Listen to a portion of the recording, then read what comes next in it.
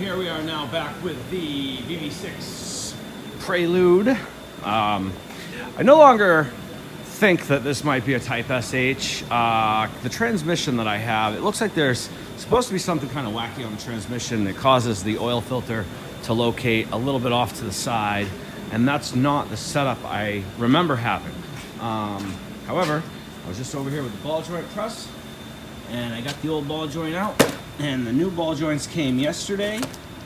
I'm really excited about these because they look like decent quality. I paid less than $20 for both upper ball joints, so I press them in. No big deal. You could get the whole control arm for $28 maybe. So times two, I would need both sides. We're talking near 60 bucks. I'm gonna refurbish that control arm there because the rest of the control arm isn't bad. And maybe. And yeah, I'll save a ton of money. So I'm gonna get these things pressed in. Here's the ball joint all pressed in. Now, if you notice, I took the boot off because there's no way to get the ball joint presses inward, so down, with the boot on. The clearance in that hole is just big enough for the ball joint itself. But in taking the boot off, you notice that the ball joint only goes, you know, that way, or if you install this incorrectly, it could go all kinds of wrong ways. They put a dot, see that dot right there? Now, there was no instructions, but common sense tells me they put that dot there to either be either out or in. Doesn't really matter because the channel opens this direction, and when it's installed on the car, it sits like that, it moves this direction to allow for that movement. So if you install them wrong, you'll wear them out fast, and a lot of times these aftermarket companies, they get a bad reputation just because nobody had the common sense to look at the part and go, ah, gee, you know, it's gotta go in like this. You get a lot of flat rate guys out there that are just trying to get the parts in the car and get the car out the door. So I'm gonna go ahead and reinstall this boot. It just presses on with two hands so I can't hold the camera. This is the right side ball joint, and I just wanted to, so this side I was debating whether to change or not, but two things. So you notice it rotates just like I have the other ball joint installed. Also, this one was like super China. See the plastic bushing in there? So there was more play in this ball joint. I might have been able to get it to accept a nut, but this ball joint needs to be changed too. I'm glad I got them as a pair. I'm gonna go ahead and press this one out.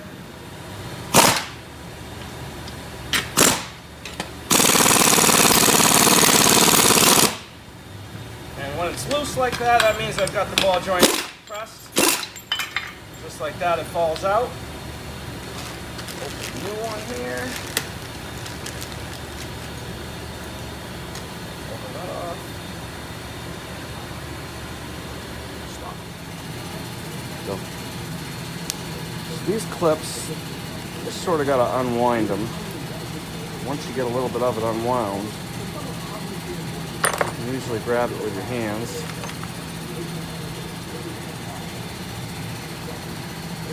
This one's gonna make a liar out of me.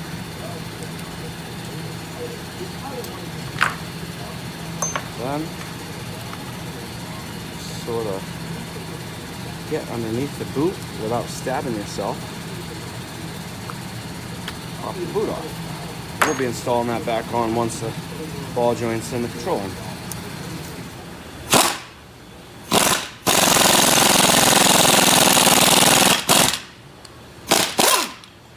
Nice and flush. You can see this ring. You are pressed all the way in, and again we've got the dot facing the correct direction there. So the ball joint moves freely the way it's supposed to. Off. So what we've got here is the snap ring. I've got a reversible set of snap ring pliers. I got it set up to go the other direction.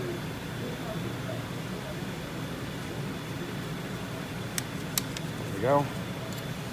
Put the snap ring. Pop that guy in that little groove. And this is just more of a safety precaution in case that hole is bigger than it should be. It wouldn't have pressed in, it would have fit really loose. Get the boot back on here.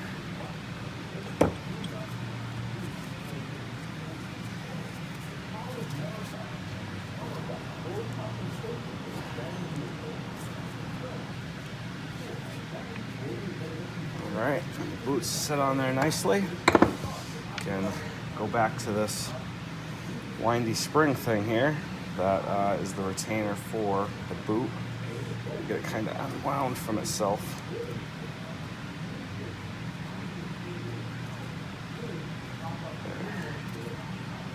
The idea is, whoops, getting away of that thing. The idea is to get it down on that lip, on that ridge, and then just kind of walk it back around. You know, without stabbing yourself, of course. And there you go. Rings back on, we'll go install the ball joint. So now what we gotta do, get just a little never sees on the bolt here. Get this control arm back up in its channel. Sort of slides in nicely. And the bolts go in from this direction. It's important to do this before you try to install the strut, because the strut, you can get to these bolts with the strut in the way, but it is a whole lot easier to get these guys in here like this. And the way I tighten them up is, you know, back and forth, just like with everything else. You never tighten anything until you're tightening everything. But I like to hold the control arm up while I'm tightening the bolts, because when the suspension hits the ground, that's the position it's going to try to go to anyways. And that'll make it so that your bushings are at their more loose point when you're driving, so you can really feel the road. I know that sounds crazy, but it does. It makes a huge difference in the way your suspension sits, in the way your suspension travels, and just how the road feels. And loose is fast, you guys. Always remember that. That's number one rule, or one of the rules in racing, is loose is fast. Too tight's broken. So what I'm doing is I'm just putting anti-seize on this bolt. This is the slide bolt for the strut.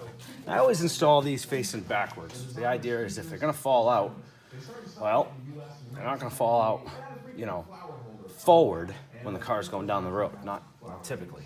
So it's just a little extra precaution. I've heard a lot of guys mention that, and I was like, oh yeah, I do the same thing. So you just sort of get it lined up and pick the whole spindle up. Let's see if I can get it wiggled just in the right position. In theory, there we go. They should go in.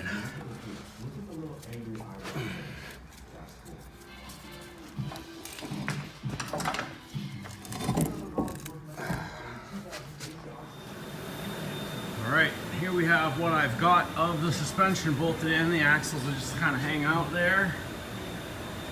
This ball joint nut won't tighten up any more than that, and it's not even the right nut.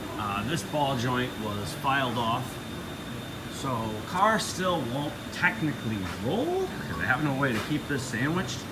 But now I know I need a couple of more ball joints, and that's good because it'll have 4 new ball joints that way. I likely will just get a kit at this point, do the tie rod ends too. However, I did get those to bolt down. The rack's still not bolted in. The steering knuckles half slid on. If you can see it up there. We're just making forward progress. I've got it so I can at least put wheels on it and set it on the ground on its suspension and just kind of see what it looks like.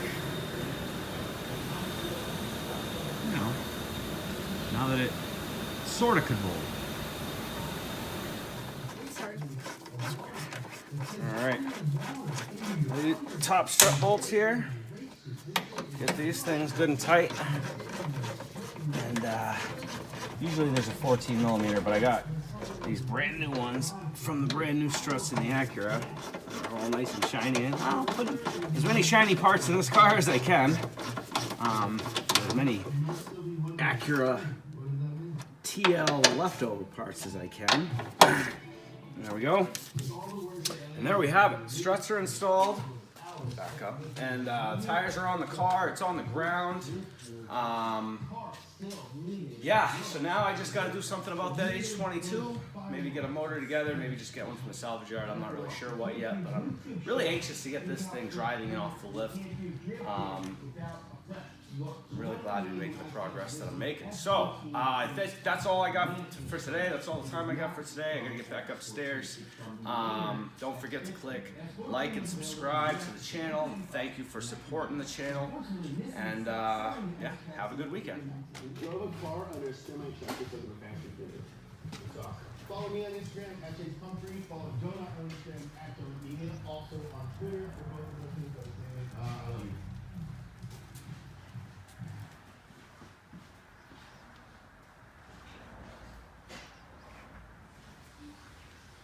Hello guys, my name is Mark, and today we are myth-busting. If you guys remember, back in 2001, the iconic movie, The Fast and Furious, had one ravine that had a mid-90s Taylor Supra, and it was a little bit worse to wear. But with around $15,000 worth of overnight parts from Japan, it decimated all. Now the problem with their Supra, just like my Supra, it has a naturally aspirated 2JZ engine, which doesn't make a lot of power. However, they had a Special thanks to Connor today, you guys, for working the camera for me so I could use my hands a little bit on film. I got the car, I got the shop, and I ordered a lot of parts. So here's today's challenge. We're taking this bone stock. Don't forget to drive slow and drink milk. You can shut it off.